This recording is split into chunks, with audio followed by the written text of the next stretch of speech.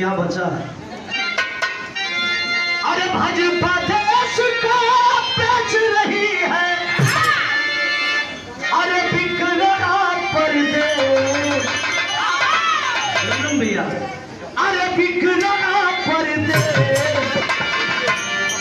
जल्दी आ जाओ अखिलेश, खतरे में पड़ा परदेश। जल्दी आ जाओ अखिलेश, खतरे में पड़ा परदेश। जल्दी आ जाओ अखिलेश। पहली कड़ी संविधान को खतरा है, राधेश्याम बाबू, संविधान को खतरा है, भाजपा को जल्द हटाओ।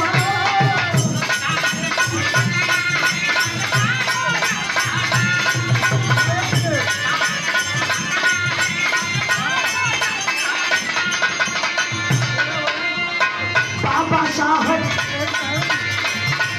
साहब के मिशन को मिलकर सफल बनाओ।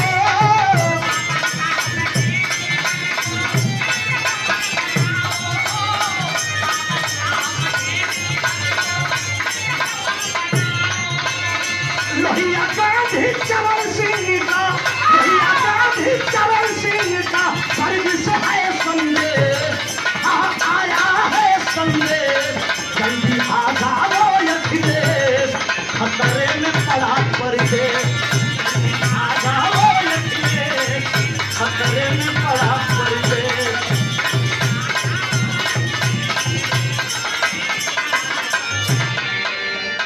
हर चर्चा करेला लोगवा।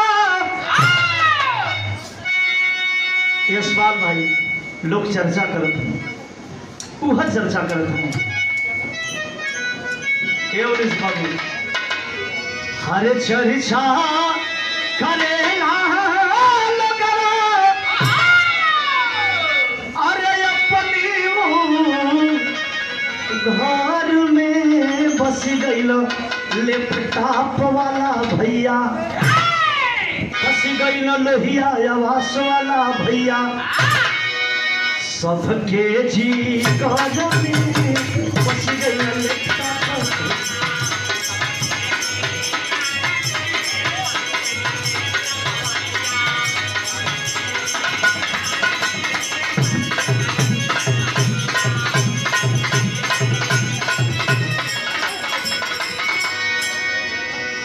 मिली है गाड़ी बावन के, ललन भाई, मिली है गाड़ी बावन के हक अधिकार हो।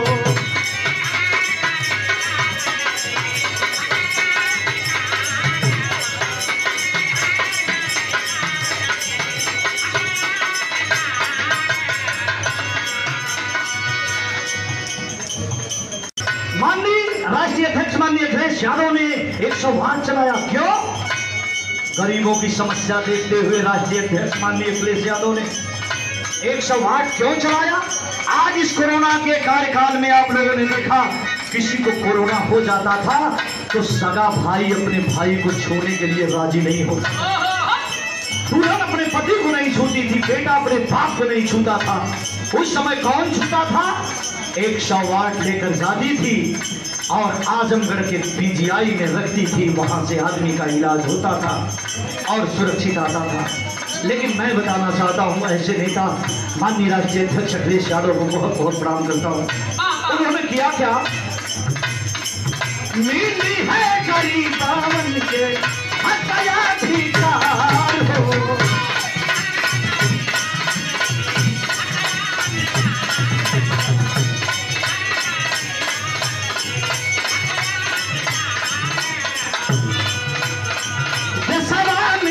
आई फिर सब सरकार हो।